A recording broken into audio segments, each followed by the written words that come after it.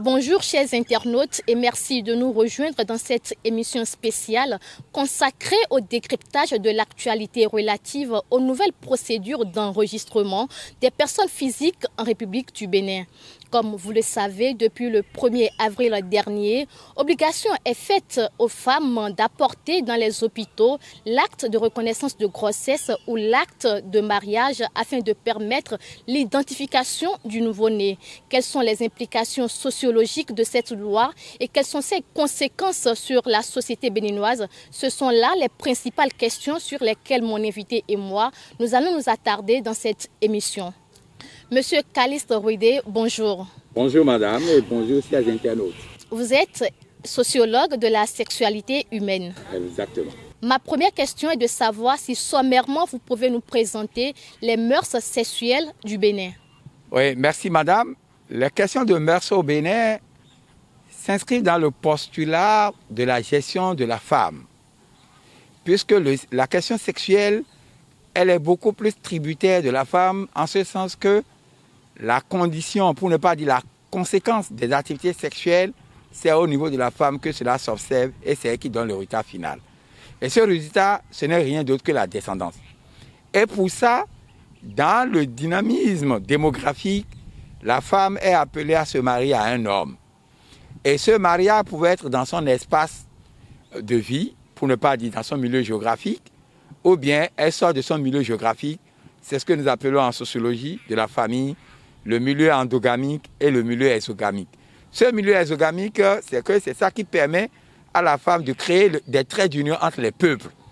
Et c'est par rapport à ce biais que les sociétés ont essayé d'instaurer ce que j'appelle la question d'inceste, pour éviter des activités sexuelles entre frères et sœurs, pour éviter des activités sexuelles entre père et mère, pour ne pas dire entre enfants et géniteurs. Voilà brièvement le tableau. Voilà, comme tous les Béninois résidant au Bénin, vous avez eu vent du fait que le gouvernement de Patrice Talon a fait sortir nouvellement de nouvelles procédures qui voudraient que la femme enceinte qui voudra donner vie à un bébé apporte l'acte de reconnaissance de grossesse ou l'acte de mariage afin de permettre l'identification du nouveau-né. Sur le plan sociologique, quelles sont les implications de cette loi? Oui, madame, cette question, il faut l'aborder sur deux angles. Et ça m'amène à faire une genèse. Cette genèse s'inscrit dans le postulat de l'histoire de l'avènement des questions de registre de naissance. Nous n'en avons pas connu avant nos rencontres avec l'Occident. D'accord? C'était l'oralité, vous avez votre nom, on le sait. Mais notre contact avec l'Occident a permis d'avoir ce que j'appelle registre de naissance. Et il faut se rappeler dans l'histoire d'état civil que dans l'Occident, à travers la France, qui est notre pays de référence en termes de colonisation, de ce que nous avons pu prendre chez elle, et chez lui du moins, en tant que pays, c'est que les registres hier étaient détenus sur les paroisses religieuses. En ce moment, la religion catholique et le pouvoir souverain étaient liés. Donc la vertu religieuse est transposée dans l'espace public. Donc la vie religieuse dominait la vie sociale, puisque le pouvoir étant perçu d'essence divine, donc tout le monde, les fidèles doivent être dans un postulat de conformité aux prescriptions religieuses. Donc depuis le 15e siècle, c'est sur ces paroisses-là que les gens venaient déclarer les naissances. Ces naissances étant déclarées pour deux choses. La première chose, c'est pour les baptêmes. Et la deuxième chose, c'est pour contrôler le moment de mariage. Puisque pour éviter l'inceste et pour éviter que certains n'aient pas l'âge requis. Voilà. Mais notre contact avec l'Occident et au lendemain de nos indépendances, nous avons copié, nous avons bénéficié, d'accord, de l'héritage d'un État moderne que nous voulons avoir dans notre pays. Ce qui a fait que, depuis 60, les pratiques étaient restées. Mais il faut comprendre qu'il y a un dévoiement de cette pratique. Dans les années 70-80, d'accord, où l'état civil, les gens faisaient la déclaration, d'accord, et il fallait attendre que le rituel à l'intérieur de la famille puisse être fait, ce qu'on appelle l'initiation en sociologie, d'accord, et on va ramener le nom au niveau du centre de santé pour inscrire le nom de l'enfant. Ça, c'était d'abord les premiers éléments qu'il fallait faire Mais ça mettait du temps au point où certains ne revenaient pas. Quand vous allez chercher les registres, les fiches de naissance des années 60 jusqu'à 70 dans certains de nos hôpitaux, vous allez voir que les gens ne sont jamais revenus. Donc ça crée des cas après. Maintenant, quant aux années des années 80, 90, on a connu cette phase où, sous la Révolution, les gens avaient trouvé comme opportunité de se faire établir plusieurs actes de naissance et à des fins économiques et autres. C'est-à-dire quoi? Bon, peut-être que c'était le moment où il faut avoir des critères d'âge pour bénéficier de certaines choses ou bien multiplier sa présence en fonction publique et tout ça. Donc les gens se permettaient de se faire établir plusieurs actes de naissance. Et cela a créé des problèmes. Des problèmes dans divers domaines. D'autres ont fait la prison puisque ces maires au niveau de ces communes d'alors ont été auteurs de ces actes qui sont des faux actes qui ne se retrouvaient pas dans le vrai registre. D'accord? Donc c'était ça aussi. Ça fait que vous allez constater que dans ce pays, à un moment donné, pour les étudiants, à un moment donné, que ce que vous venez de demander, que la femme doit apporter, d'accord, l'acte de reconnaissance de la grossesse ou bien l'acte de paternité avant que l'enfant ne soit inscrit sur le registre. Ça, c'est déjà au regard de ce que je viens de faire comme diagnostic de notre dysfonctionnement de notre état civil, c'est pour corriger, je dis bien, c'est pour corriger cet état de dysfonctionnement, pour qu'on n'ait plus des enfants qui ne se trouvent pas sur le registre, d'une part, et d'autre part, pour qu'on n'ait plus d'autres problèmes émanant de ça. Quand il n'y a pas de problèmes émanant de ça, il y a beaucoup de ces enfants qui ne connaissent pas leur père, et dont on en a parlé, et qui ne disposent même pas de pièces, qui, même s'il fallait porter le nom de la maman, elle n'existait pas. D'accord? Et ça, aujourd'hui, pour des couples qui devaient voyager dans ce pays, où on doit témoigner de ce que j'appelle d'état de la nature de filiation qui existe entre les enfants et le père, les tests d'ADN ont révélé que les enfants qui se disaient que telle personne est notre père se sont rendus compte que ce dernier n'en est pas un. Et ça, vous voyez ce que ça a créé, c'est des cas avérés qui ont pris part devant la justice. La question de regroupement familial en Europe ce n'est plus ce que comme ça se passait. Vous devez témoigner, d'accord, de la preuve de la filiation biologique que vous aviez entre vous et votre enfant qui vous crée ce lien de filiation entre vous. Donc voilà un peu ces situations qui n'honorent pas la démographie béninoise. C'est ça qui a fait qu'aujourd'hui on est allé là. Donc on est allé là, c'est une question de responsabilité qu'on demande d'abord aux acteurs de la vie sexuelle, aux acteurs de la vie conjugale, de la vie matrimoniale, de savoir quelles sont les dispositions à prendre pour qu'au détour d'une activité sexuelle occasionnelle, que je ne tombe pas enceinte et que ce dernier se permet le luxe, je ne suis pas le père. Et de mettre la femme j'appelle ça dans une position d'inconfort. Puisque moralement, dans notre société, sur la gestion des questions de mœurs, vous ne pouvez pas venir dire à votre maman que je ne sais pas celui qui est l'auteur de ma grossesse.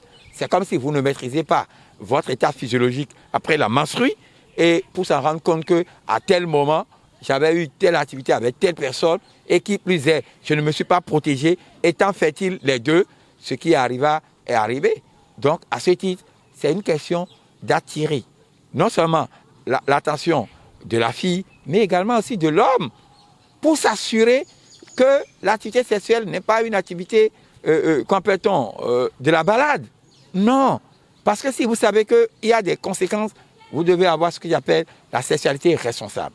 Donc, voilà le premier élément. Deuxième élément, c'est que nous voulons améliorer l'établissement de notre démographie pour que nous puissions disposer des cohortes saines pour des études dignes de ce nom. Parce que si ça là, nous n'avons pas ça et que nous ne connaissons pas quelle est la nature de la filiation que nous avons sur notre table de démographie, nous ne sommes pas en sincère avec la question de la population. Parce que c'est bon d'avoir une démographie. Mais quel type de démographie? Quelle est la qualité de la population? Des populations qui ne peuvent pas être bénéficiaires d'un certain nombre de services.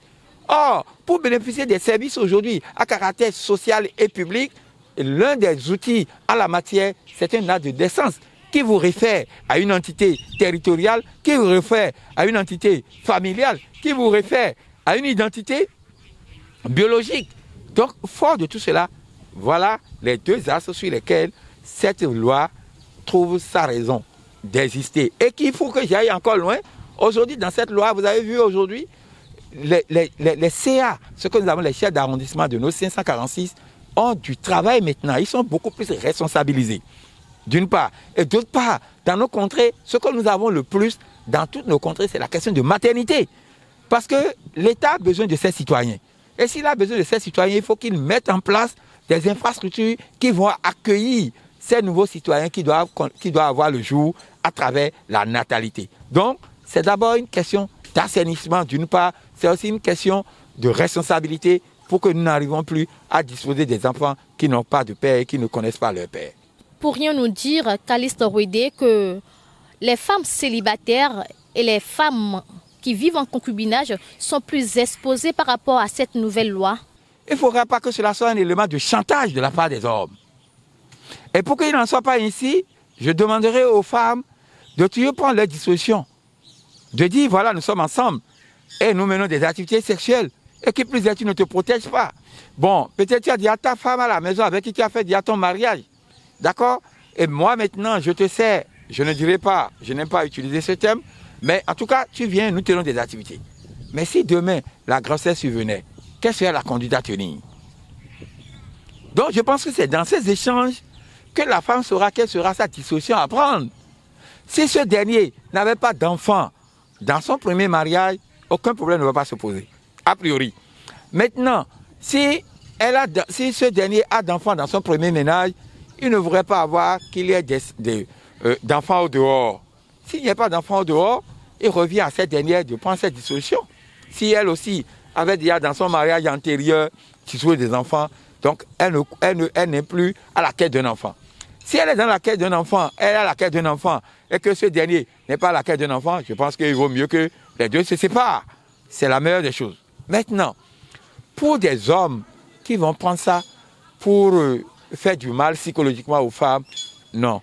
Je voudrais leur demander humblement d'avoir la sagesse, d'assumer leurs responsabilités pour que ça ne soit pas un moment de créer encore de violence psychologique aux femmes, de faire d'elles des objets d'une certaine vulnérabilité.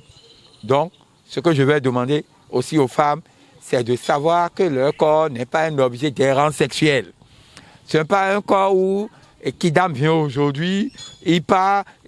Quand elle s'inscrit dans cette multiplication de partenaires sexuels à longueur de mois, à longueur de journée, la tierce personne qui vient pour faire du sérieux, et quand elle pourra apprendre de ses parcours antérieurs en matière de pratiques sexuelles et de vie conjugale dans une certaine mobilité conjugale, ce dernier peut avoir des réticences. Alors que dans ce comportement de réticence, des choses se sont déjà passées avant ça. D'accord? Donc, c'est aussi, qu'on le dit, un appel à chacun des acteurs de la vie sexuelle d'assumer leurs responsabilités. De beaucoup réfléchir, et surtout les jeunes filles. Je les prie beaucoup plus, c'est le moment plus que jamais de réfléchir sur leur corps, de savoir avec qui j'ai des intimités à faire. Que mon corps ne soit pas un espace où, excusez-moi, chacun vient, c'est pas, je ne veux pas utiliser, mais je suis obligé d'utiliser, où chacun vient se soulager. Non, je ne suis pas un espace, je ne suis pas la fontaine où on vient se soulager. Je voudrais que mes filles, mes jeunes sœurs, mes sœurs puissent vraiment maintenant prendre conscience de leur corps et d'assumer leur part de responsabilité. Toute relation sexuelle a des préalables. Les préalables en termes de projet de vie, les préalables en termes d'organisation de cette vie sexuelle. On ne fait pas l'amour pour faire l'amour. Cette étape-là que vous allez observer en Europe, ce n'est pas encore une réalité chez nous. Chez nous, vous êtes en train de faire l'activité sexuelle avec des gens qui n'ont encore aucune responsabilité. On attend de ces activités sexuelles ce que j'appelle l'enfant. Chez nous, on n'a pas d'activité sexuelle sans enfant. Ça, il faut que tout le monde comprenne. Donc, nous ne voulons pas avoir des femmes qui vont passer toute leur vie de capacité de reproduction humaine, puisque ce qui conditionne cette possibilité pour la femme de procréer, ce sont les menstrues. Et les menstrues ont une durée de vie autour de la femme. Donc, si les femmes peuvent comprendre ça, que les menstrues ont une durée de vie autour de nous, nous devons mieux nous comporter pour nous éviter des lendemains mauvais. Je voudrais, par votre biais, Madame la journaliste, inviter mes soeurs, mes grands sœurs et mes mamans qui sont encore dans l'activité sexuelle, que fût-il pas un chantage, qu'un auteur d'une grossesse puisse dire « je n'en suis pas un » et que sous le couvert de, qu'en dira-t-on, le regard inquisitoire de la société, le regard désapprobateur de la société, que vous puissiez chercher à ôter la grossesse. D'abord, c'est proscrit. Vous courez le risque de mourir. Et je ne veux voir aucune femme. J'en ai connu dans des recherches comment les femmes ont perdu la vie, d'accord, pour aller tenter de faire ça de quelque manière que ce soit. Je vous en prie, votre vie est très importante pour qu'au détour d'une attitude sexuelle, vous puissiez vous laisser perdre votre vie. Voilà ce que je voulais vous dire pour conclure que personne n'aille sur ce terrain. Vous l'avez compris, la femme est désormais responsable dans son acte sexuel. Il revient aux jeunes filles de faire attention avec les personnes avec qui elles partagent leur corps. C'est tout pour cette émission. Merci de nous avoir suivis et à très vite. Prime News TV Bénin. Aimez, abonnez, activez la cloche de notification pour ne rien rater sur votre chaîne préférée.